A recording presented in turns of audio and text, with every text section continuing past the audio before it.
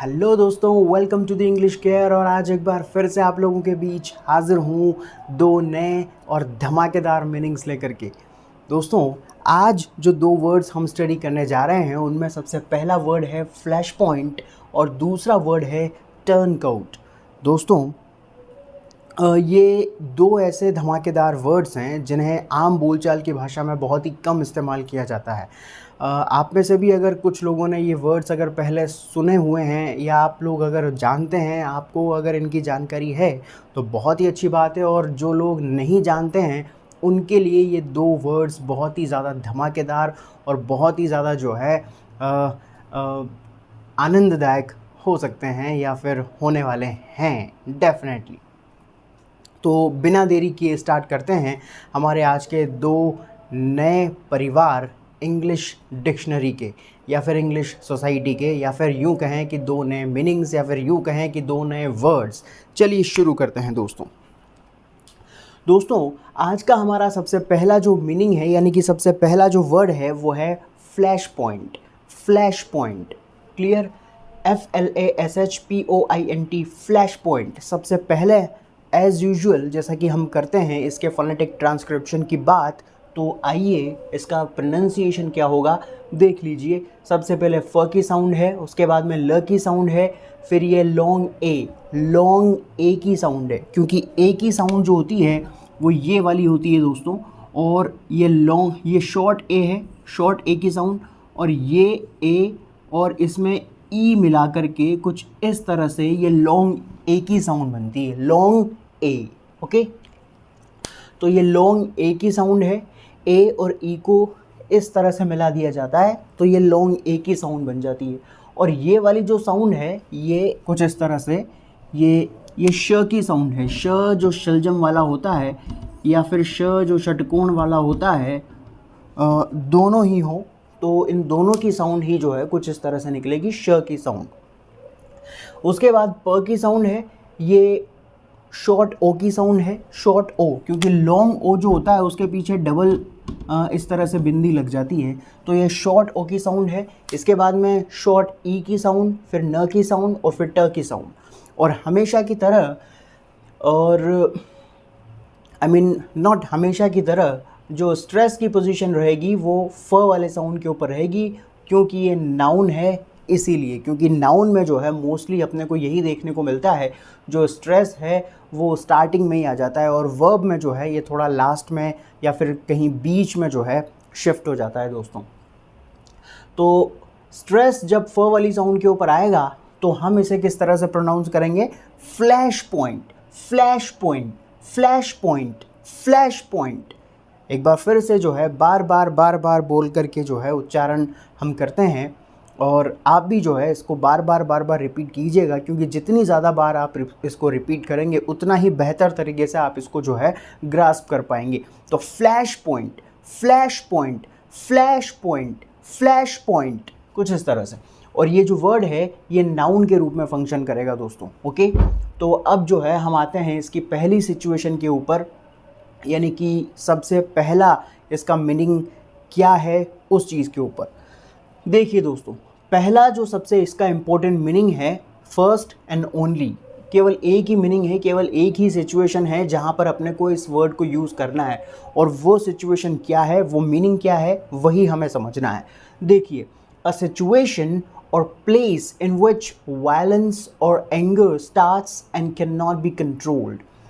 दोस्तों, क्या है मीनिंग? देखिए, कोई भी ऐसी परिस्थिति या कोई भी ऐसा स्थान इन विच, जहाँ पर या जिसमें वायलेंस और एंगर स्टार्ट्स, कोई भी हिंसा शुरू होती है या लोगों में नाराज़गी शुरू होती है, and can not be controlled, और ऐसी परिस्थिति में जब उस हिंसा को या उस गुस्से को कंट्रोल नहीं किया जा सके, नियंत्रित नहीं किया जा सके, तो उसे ही हम फ्लैश पॉइंट कहते हैं दोस्तों।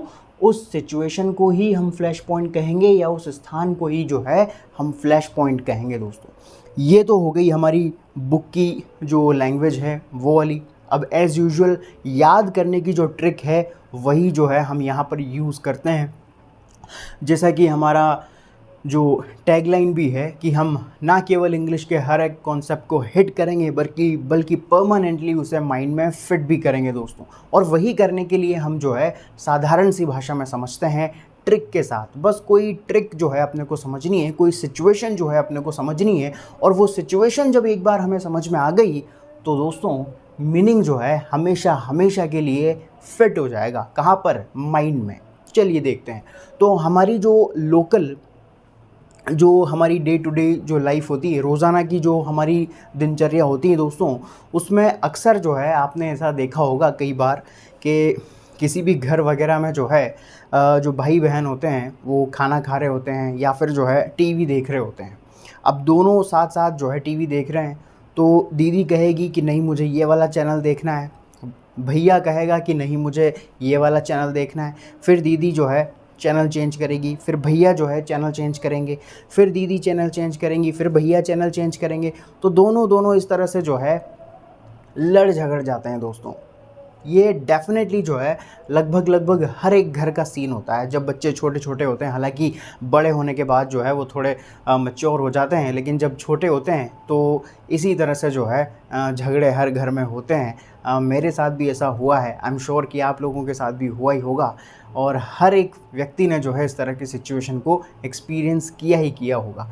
तो दोस्तों ऐसी कंडीशन में क्या होता है, हम जो है हमारे दीदी के साथ या हमारे भैया के साथ जो है लड़ जाते हैं, झगड़ जाते हैं, और ऐसी कंडीशन में बहुत ही जो है बॉक्सिंग भी शुरू हो जाती है। वो जो है आपको पीट रहा है, आपको मार रहा है। ऐसी कंडीशन में जो है गुस्सा आ जाता है, नाराज़गी आ जाती है।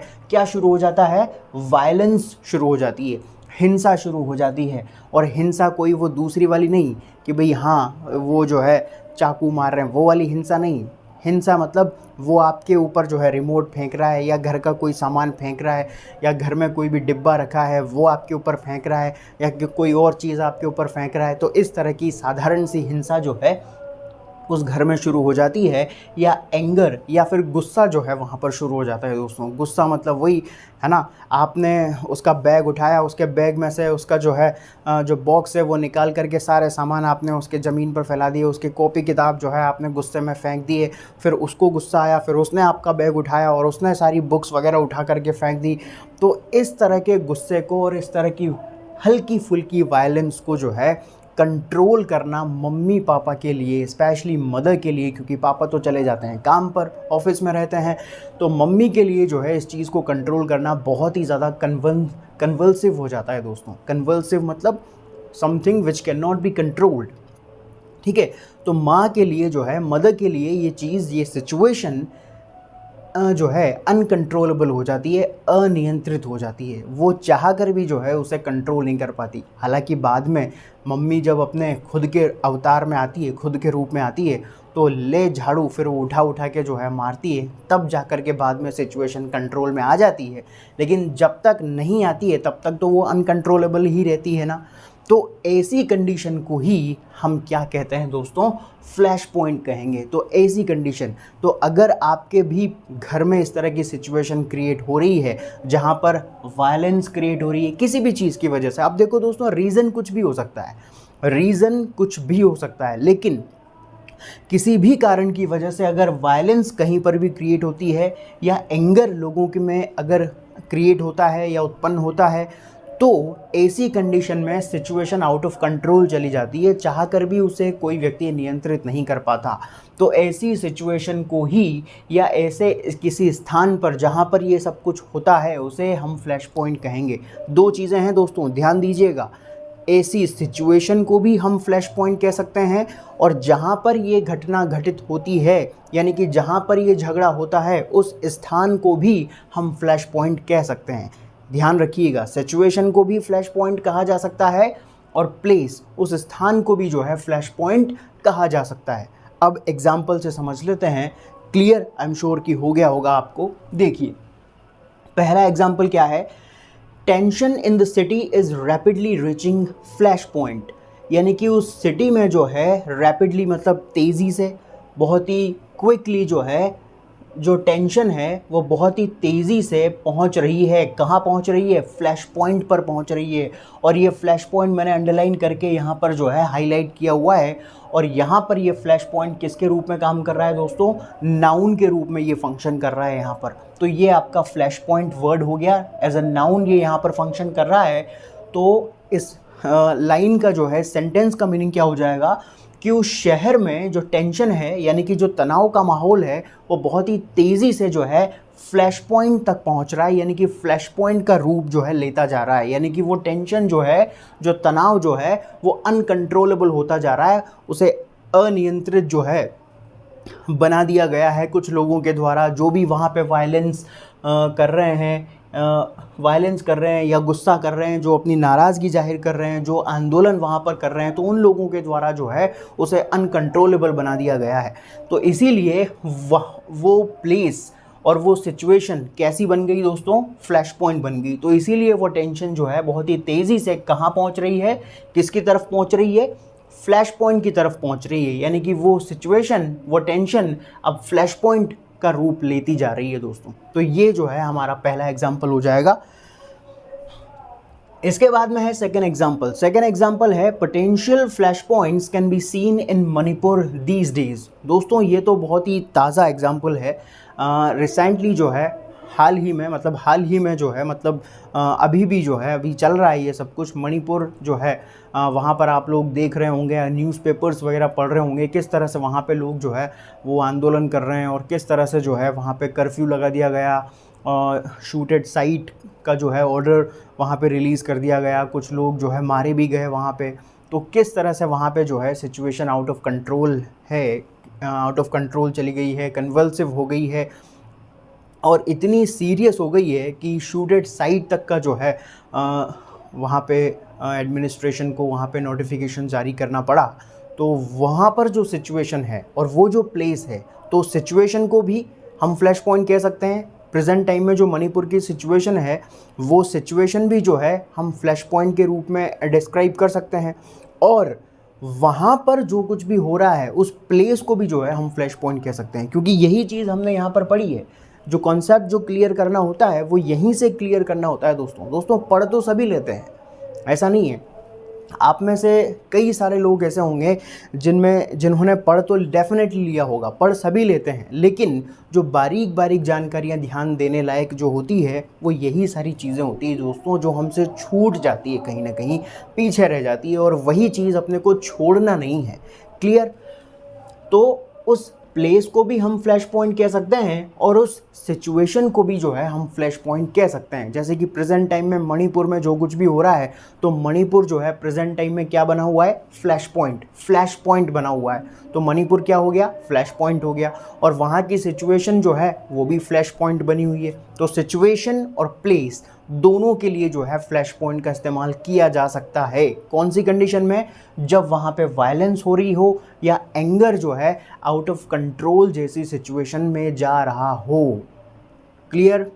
देखिए, तो ये दूसरा जो एग्जाम्पल है वो क्या कह रहा है? Potential flash points can be seen in Manipur these days, यानी कि इन दिनों मणिपुर में बहुत ही पोटेंशियल, यानी कि बहुत ही खतरनाक, बहुत ही मजबूत, बहुत ही पोटेंशियल फ्लैश पॉइंट्स देखे जा सकते हैं। फ्लैश पॉइंट्स प्लूरल नाउन के रूप में मैंने यहाँ पर इसे यूज़ किया है, फ्लैश पॉइंट्स, क्योंकि बार बार इस तरह के सिचुएशंस जो है लगातार निकल करके आ रही है।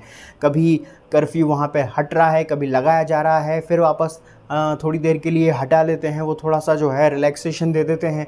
तो इस तरह की सिचुएशन बार बार क्रिएट हो रही है। तो इस तरह की कई सारी फ्लैश पॉइंट्स की सिचुएशन जो है इन दिनों मणिपुर में हम देख सकते हैं या देखी जा सकती है। पैसिव फॉर्म में ये सेंटेंस आपको यहाँ पर देखने को मिल रहा है।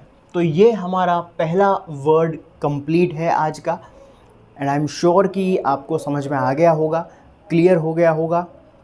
अब आप जो है इसके और भी इस तरह की सिचुएशन के या इस तरह की कोई भी अगर आपको कंडीशन दिखाई देती है आपके आसपास, आपके घर में, किसी के घर में ना हो, ईश्वर से यही प्रार्थना करूँगा मैं, बट कहीं पर भी अगर आपको देखने को मिले तो वहाँ पर भी जो है इस वर्ड का इस्तेमाल आप कर सकते हैं और सेंटेंसेस बना सकते हैं, लोगों को बता सकते हैं, उनको भी सिखा सकते हैं। क्लियर है? तो ये हमारी आज की पहली फैमिली हमने इंग्लिश डिक्शनरी की कंप्लीट कर ली है मिस्टर फ्लैश पॉइंट के रूप में। मिस्टर फ्लैश पॉइंट की फैमिली में ये एकमात्र मेंबर हैं, इनके अलावा इनकी फैमिली में और कोई मेंबर नहीं है। तो बिना देरी किए इनके घर से निकलते हैं, कुछ दूर चलते हैं और रास्ते में ही आते हैं मिस्टर टर्नकोट। क्लियर है? चलिए मिस्टर टर्नकोट के घर में एंट्री मारते हैं दोस्तों। नेक्स्ट इंग्लिश डिक्शनरी के जो अगले मेंबर निकल करके हमारे सामने आज आते हैं वो हैं mister turncoat. Mister turncoat, mister turncoat, TURNCOAT, turncoat. और इस वर्ड का सबसे पहले फोनेटिक ट्रांसक्रिप्शन देखते हैं। ये टर्की साउंड, ये फ्लोइंग की साउंड, ये फ्लोइंग की साउंड है दोस्तों। मैंने आपको बताया था लास्ट वाली क्लासेस में, आई एम श्योर कि आप लोगों ने देखा होगा कि 3 तरह के मैंने आपको बताए थे। सबसे पहले स्लाइट इधर लिख देता हूँ यहाँ पर।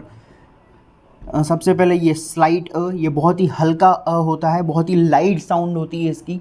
हम इसे प्रोनाउंस करें या ना करें कोई फ़र्क नहीं पड़ता है, लेकिन फिर भी कहीं ना कहीं एक हल्का सा हमें जो है इसकी प्रेजेंस फील होती है किसी भी वर्ड में जब इसे यूज़ किया जाता है। इसके अलावा एक होता है ये फ्लैट की साउंड, दबी हुई जो साउंड होती है की, और एक जो साउंड होती है ये होती है फ्लोइंग की साउंड, जो यहाँ पर जो है अभी काम कर रही है।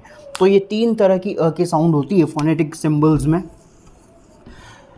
कभी जब टॉपिक पढ़ेंगे तो बताऊंगा आपको। फ़िलहाल यहाँ पर बात करते हैं हम टर्की साउंड, ये फ्लोइंग की साउंड। अब फ्लोइंग की साउंड को किस तरह से प्रोनाउंस करते हैं हम? कुछ इस तरह से। देखो थोड़ा फ़नी लग रहा होगा, बट हाँ बनाया है तो पढ़ना पड़ेगा। देखिए ये की साउंड, फ्लोइंग की साउंड, फिर ये न की साउंड है, फिर ये क की साउंड, और ये औ की साउंड है दोस्तों। ये डिफ्थोंग आ गया यहाँ पर। जब 2 वाउल साउंड्स मिलती है आपस में तो वो डिफ्थोंग बनाती है। तो ये डिफ्थोंग आ गया, और ऊ एंडिंग वाला ये डिफ्थोंग है। ऊ एंडिंग, जिसकी एंडिंग ऊ साउंड से होती है, तो ऊ एंडिंग वाला डिफ्थोंग है ये। तो ये हो जाएगा औ। ये वाली साउंड जो इसकी होगी ये होगी औ की साउंड, औ। और ये ट की साउंड हो गई, और जो वर्ड स्ट्रेस की पोजीशन है वो ट वाली साउंड के ऊपर रहेगी। तो ट वाली साउंड के ऊपर जब स्ट्रेस आएगा तो हम इस वर्ड को किस तरह से प्रोनाउंस करेंगे? Turncoat, turncoat, turncoat, turncoat. फिर से एक बार जो है रिपीट करते हैं, turncoat, turncoat, turncoat, turncoat. Clear? और ये वर्ड यहाँ पर जो है नाउन के रूप में फंक्शन करेगा। ये वर्ड भी नाउन के रूप में फंक्शन कर रहा था, और ये वर्ड भी यहाँ पर नाउन के रूप में फंक्शन करेगा दोस्तों। क्लियर है? चलिए अब जिस सिचुएशन में अपने को इस वर्ड का इस्तेमाल करना है उस सिचुएशन को भी समझ लेते हैं, उस मीनिंग को भी समझ लेते हैं। देखिए इसका मीनिंग होता है दोस्तों, a person who leaves one political party. कोई भी एक ऐसा व्यक्ति जो किसी एक पॉलिटिकल पार्टी को छोड़ देता है, उसे अलविदा कह देता है, या फिर किसी रिलीजियस ग्रुप को छोड़ देता है, या फिर किसी भी धार्मिक समूह से अगर वो जुड़ा हुआ है, किसी भी रिलीजियस ग्रुप से अगर वो जुड़ा हुआ है, एट्सेट्रा, इत्यादि चीज़ों से। अब इत्यादि चीज़ों में कोई भी क्लब का सदस्य अगर है तो उस क्लब को छोड़ देता है, किसी ग्रुप से जुड़ा हुआ है तो उस ग्रुप को छोड़ देता है, किसी आर्मी से जुड़ा हुआ है तो उस आर्मी को छोड़ देता है, किसी कंट्री से जुड़ा हुआ है तो उस कंट्री को छोड़ देता है। कोई भी चीज़ हो दोस्तों, अगर वो व्यक्ति उसका सदस्य नहीं रहता है, उस ग्रुप को अगर छोड़ देता है, चाहे वो कोई पॉलिटिकल पार्टी हो, चाहे वो कोई रिलीजियस ग्रुप हो, चाहे वो कोई सोशल ग्रुप हो, चाहे वो कोई इकोनॉमिकल ग्रुप हो, या फिर किसी भी तरह का सोशोलॉजिकल ग्रुप हो, या कुछ भी हो, किसी भी चीज़ का वो सदस्य हो, और अगर वो उस चीज़ को छोड़ देता है, किस लिए? टू ज्वाइन वन, किसी दूसरे ग्रुप को ज्वाइन करने के लिए। भाई उसको तो छोड़ दिया उसने, किस लिए छोड़ा? ताकि वो दूसरे किसी ग्रुप में जा सके, दूसरे किसी ग्रुप से जुड़ सके। That has very different views. और जिस ग्रुप को ज्वाइन करने के लिए वो जा रहा है उसके विचार उसके पहले वाले ग्रुप से डिफरेंट हों। उस ग्रुप को ज्वाइन करने के लिए अगर वो अपने पहले ग्रुप को छोड़ देता है तो ऐसे व्यक्ति को ही हम टर्नकोट कहते हैं दोस्तों। ये तो हो गई बुक की लैंग्वेज। अब एज़ यूजुअल जो है हम आते हैं हमारी सिंपल सी जो है लैंग्वेज के ऊपर, या हमारा सिंपल सा जो हमारा फॉर्मूला है लर्न करने का, जो ट्रिक है, जो तरीका है, उसके ऊपर हम आते हैं दोस्तों। और वो तरीका ये है, देखिए दोस्तों, काफ़ी सारे लोग जो है आप लोगों ने देखे होंगे जो किसी ग्रुप वगैरह से जो है जुड़े हुए रहते हैं, किसी कोचिंग इंस्टीट्यूट से जुड़े हुए रहते हैं, किसी पॉलिटिकल ग्रुप से जुड़े हुए रहते हैं, किसी सोशियोलॉजिकल ग्रुप से जुड़े हुए रहते हैं, या किसी भी सोसाइटी से जुड़े हुए रहते हैं। और जब वो उसके मेंबर होते हैं तो उस टाइम पे तो वो बहुत ही एक्टिवली काम कर रहे होते हैं दोस्तों। लेकिन कई बार आप लोगों ने देखा होगा कि इस तरह के जो लोग होते हैं, जब उन्हें अच्छा पेमेंट कहीं दूसरी जगह से ऑफ़र किया जाता है, या किसी दूसरे ग्रुप के द्वारा जब ऑफ़र किया जाता है, तो वो लोग जो है उस चीज़ को वहीं पर लीव करके उधर की साइड चले जाते हैं, या दूसरे ग्रुप को ज्वाइन कर लेते हैं। अब देखो, रीज़न कुछ भी हो, रीज़न यहाँ पर जो है स्पेसिफाई नहीं किया गया है कि रीज़न क्या रहेगा। रीज़न जो है कुछ भी हो सकता है, लेकिन कंडीशन सिर्फ ये रहनी चाहिए कि वो व्यक्ति जिस ग्रुप का प्रेजेंट टाइम में मेंबर है, उस ग्रुप को छोड़कर दूसरे ग्रुप को ज्वाइन कर लेता है, और दूसरा ग्रुप जो है उसके व्यूज़ उसके पहले वाले ग्रुप से डिफरेंट होंगे। यही चीज़ हमने कही है। जैसे कि फॉर एग्ज़ाम्पल, जैसे कि मैं हूँ और मेरे पास में बाजू में जो है कोई दूसरा व्यक्ति है, तो उसका ग्रुप अलग है, मेरा ग्रुप अलग है। अब मेरे ग्रुप के कुछ मेंबर्स जो हैं वो, मेरी फ़िलोसॉफ़ी अलग है, मेरी वे ऑफ थिंकिंग अलग है, और उसका वे ऑफ थिंकिंग अलग है। तो मेरे कुछ मेंबर्स अगर मेरे किसी ग्रुप को छोड़ करके उसके ग्रुप में अगर शामिल हो जाते हैं, और उसका क्योंकि फ़िलोसॉफ़ी अलग है, उसका वे ऑफ थिंकिंग अलग है, उसकी आइडियोलॉजी अलग है, मेरी आइडियोलॉजी अलग है, हमारे ग्रुप की आइडियोलॉजी अलग है, उसके ग्रुप की आइडियोलॉजी अलग है, तो मेरे ग्रुप को छोड़ करके अगर वो व्यक्ति उस दूसरे आइडियोलॉजी रखने वाले ग्रुप को अगर ज्वाइन कर लेता है जा कर के, तो ऐसे व्यक्ति को ही हम टर्न आउट कहते हैं दोस्तों। टर्न आउट, जो पाला बदल ले, सिंपल लैंग्वेज में जो यूँ कहें, जो पाला बदल ले, जो धोखा दे दे, किसी भी तरह से जो है विश्वासघात कर दे, धोखेबाज जो व्यक्ति होता है, जो धोखा दे करके चला जाता है किसी एक को छोड़ करके दूसरे के पास, क्योंकि ज़्यादा पैसा वहाँ से मिल गया। अब रीज़न तो कुछ भी हो सकता है ना दोस्तों। तो एक ग्रुप को छोड़ करके क्योंकि ज़्यादा पैसा वहाँ मिल गया, इधर भाई साहब कम दे रहे हैं, उधर थोड़ा सा ज़्यादा दे दिया, तो उधर चले गए कि यार उधर जो है ज़्यादा मिल रहा है। तो ऐसे व्यक्ति को जो है हम टर्न आउट कहते हैं दोस्तों, टर्न आउट। और सिंपल हमारी जो डेली की जो लाइफ होती है उसमें भी जो है इस तरह के काफ़ी सारे बच्चों में, स्पेशली जो है बच्चों में भी और बड़ों में भी जो है देखने को मिलता है। बहुत सारे लोग क्या करते हैं कि जैसे बच्चे भी आपने देखे होंगे, एक चॉकलेट ज़्यादा देते ही वो पाला बदल लेते हैं कि पापा ने जो है चॉकलेट दी तो पापा की साइड हो गए, मम्मी ने कुछ दिया तो मम्मी की साइड हो गए। तो बच्चे भी जो है कहीं ना कहीं टर्न आउट होते ही होते हैं। हालांकि बच्चों के रेफरेंस में नहीं यूज़ किया जा सकता है, लेकिन उस सीरियस वे में नहीं लेना है अपने को, सिंसियर तरीके से नहीं लेना है, क्योंकि वो चीज़ अलग है और ये चीज़ अलग है। वहाँ पर भी हम हालांकि यूज़ कर सकते हैं, वहाँ पर यूज़ करना गलत नहीं होगा। बच्चों के लिए भी जो है हम टर्न आउट का इस्तेमाल कर सकते हैं और बड़ों के लिए भी कर सकते हैं, लेकिन स्पेशली जो कंडीशन है वो ये है कि किसी पॉलिटिकल पार्टी, रिलीजियस ग्रुप या किसी ग्रुप को छोड़ करके जब वो उधर चला जाता है। हालांकि बच्चे जो है किसी इस तरह के ग्रुप के सदस्य नहीं होते हैं, तो इसीलिए उनके लिए यूज़ करना सही नहीं है। हालांकि यूज़ कर सकते हैं, ऐसी बात नहीं है, कोई हार्ड एंड फास्ट नहीं है, यूज़ कर सकते हैं, लेकिन नहीं करें तो बेटर है। कर सकते हैं वो भी सही है, ठीक है।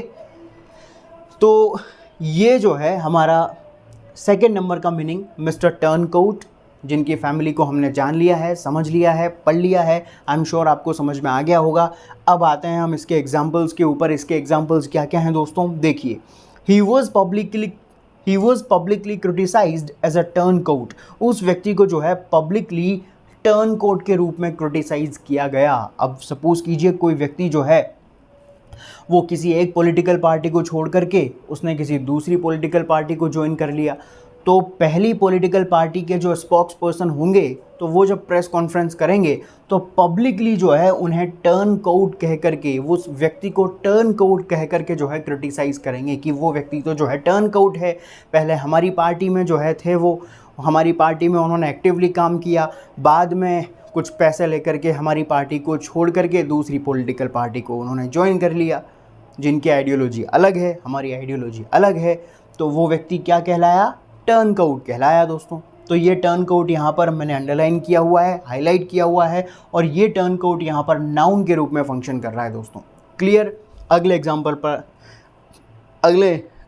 पर आते हैं। देखिए, Those politicians were labeled as turncoats। अब सपोज कीजिए जैसे 2 या 3-4 पॉलिटिशियंस ने जो है उस पॉलिटिकल ग्रुप को छोड़ करके किसी दूसरे पॉलिटिकल ग्रुप को ज्वाइन किया, सपोज कीजिए अगर, तो उन सभी पॉलिटिशियंस को लेबल कर दिया गया टर्नकोट्स, एज टर्नकोट्स।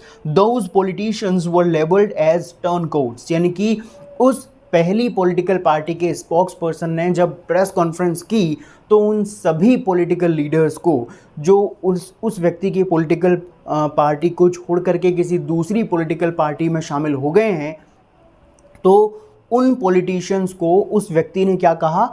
टर्नआउट्स जो है लेबल जो है कर दिया उनको। लेबल करना मतलब एक ठप्पा लगा देना या एक लेबल लगा देना कि भाई हाँ, ये व्यक्ति तो ऐसा है, ये व्यक्ति तो वैसा है, ये तो अच्छा है, बुरा है। तो इस तरह की इमेज जब क्रिएट कर दी जाती है तो उसको बोलते हैं लेबल करना। तो उन पॉलिटिशियंस को जो है टर्नआउट्स के रूप में लेबल कर दिया गया था। अब टर्नआउट्स बन गए कि साहब आप हमारी पॉलिटिकल पार्टी को छोड़ करके जो है दूसरी पॉलिटिकल पार्टी में चले गए, तो इसका मतलब आप टर्नआउट्स हो गए। तो ये होता है दोस्तों टर्नआउट्स का मतलब, टर्नआउट। तो ये हमारे आज के 2 मीनिंग्स हैं। आई एम श्योर कि समझ में आ गए होंगे। सिंपल मीनिंग्स हैं, और एक बार अगर आपने कॉन्सेप्ट समझ लिया दोस्तों, तो कहीं पर भी जो है आपको डिफ़ीट नहीं मिलेगी, कहीं पर भी आप डिफ़ीट नहीं होंगे, आई एम श्योर। और देखिए दोस्तों, काफ़ी सारे बच्चे यूँ भी कहते हैं कि ऐसा भी बताते हैं कि कोई ट्रिक इनको जो है याद करने की नहीं है क्या, कोई ट्रिक जो है जिसके सहारे हम इसको याद रख सकें। दोस्तों, ट्रिक्स तो बहुत सारी होती है। ट्रिक्स जो है मैं अगर चाहूँ तो आपको बता भी सकता हूँ, लेकिन हर एक वर्ड का जो मीनिंग होता है वो अलग अलग फॉर्म में इस्तेमाल किया जाता है, अलग अलग फॉर्म में जो है उसे यूज़ किया जाता है, और हर एक फॉर्म को याद रखने के लिए इतनी सारी ट्रिक्स बनाना जो है वो पॉसिबल नहीं है दोस्तों। अगर एक ही वर्ड का एक ही मीनिंग अगर रहता है तो उसे तो हम जो है ट्रिक्स की सहायता से याद कर सकते हैं, लेकिन एक ही वर्ड अगर अलग अलग फॉर्म में, जैसे एज अ नाउन उसका अलग मीनिंग आ रहा है, एज एन एडजेक्टिव उसका अगर अलग मीनिंग अगर आ रहा है, एज एन एडवर्ब अगर उसका अलग मीनिंग आ रहा है, सपोज़ कीजिए अगर ऐसा होता है, तो वहाँ पर जाकर के जो है वो आप ही के लिए जो है नुकसानदायक साबित हो सकता है दोस्तों। क्योंकि किसी एक ही वर्ड को याद करने के लिए सबसे पहले आपको उसकी ट्रिक्स याद रखनी पड़ेंगी, और उसके बाद में जो है उसके मीनिंग्स याद रखने पड़ेंगे दोस्तों। तो वो कहीं ना कहीं जो है डबल हार्डवर्क वहाँ पर हो जाएगा। तो वैसे अगर कोई करना चाहे तो डेफिनेटली कर सकता है, ऐसी कोई बात नहीं है। अगर आपको लगता है कि आप ट्रिक्स, शॉर्ट ट्रिक्स का यूज़ करके अगर उस वर्ड को याद कर सकते हैं तो बहुत ही अच्छी बात है, उसमें कुछ बुरा नहीं है। और अगर किसी को इसी तरह से डायरेक्ट अगर याद हो रहे हैं तो वो भी बहुत अच्छी बात है, उसमें भी कुछ बुरा नहीं है। लेकिन सबसे बेस्ट जो तरीका होता है वोकैब को याद रखने का, वो ट्रिक्स, वो भी अच्छा तरीका है। लेकिन अगर किसी कॉन्सेप्ट को अगर आप समझ लेते हो तो मेरे हिसाब से तो मैं समझता हूँ कि ये सबसे बेस्ट तरीका है। किसी कॉन्सेप्ट को आप समझिए, उसकी सिचुएशन को समझिए, फिर उसकी सिचुएशन को, उस कॉन्सेप्ट को जो है अपनी लाइफ के ऊपर अप्लाई कीजिए कि अगर मैं ऐसी सिचुएशन में होता तो मैं क्या करता। तो उस चीज़ को अपने माइंड में इमेजिन कीजिए, और इमेजिन करके उस कॉन्सेप्ट को समझ करके फिर उसके ऊपर 5-7 सेंटेंसेस बनाइए। 5-7 सेंटेंसेस बनाइए, अगर आप उस सिचुएशन में होते तो आप क्या करते।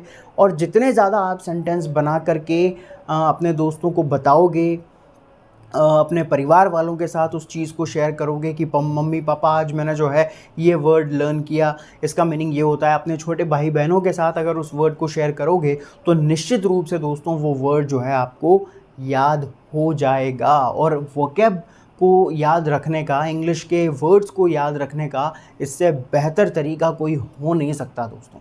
तो आई एम श्योर कि आपको ये तरीका पसंद आया होगा और आप चाहें अगर तो एक बार जो है इसे अप्लाई करके देखिए दोस्तों, निश्चित रूप से ये आपको बहुत ही जो है एडवांटेजेस फील होगा। तो उम्मीद करता हूँ कि दोनों वर्ड्स आपको क्लियरली जो है समझ आ गए होंगे। अब आप अगर चाहें तो स्क्रीनशॉट ले सकते हैं और अगर नोट्स जो है अगर आप बना रहे हैं तो नोट्स भी लिख सकते हैं। थोड़ा सा समय जो है मैं आपको दे दूंगा। फ़िलहाल जो है इतना ही, और अब नेक्स्ट वीडियो में जो है आपसे 2 नए और धमाकेदार मीनिंग्स को लेकर के जो है आपसे मुलाकात करूंगा। तब तक के लिए हंसते रहिए, खुश रहिए, मुस्कुराते रहिए, अपना ख्याल रखिए एंड सभी को भी हंसाते रहिए। चलिए ठीक है दोस्तों, जय हिंद, जय Bharat. Thank you so much.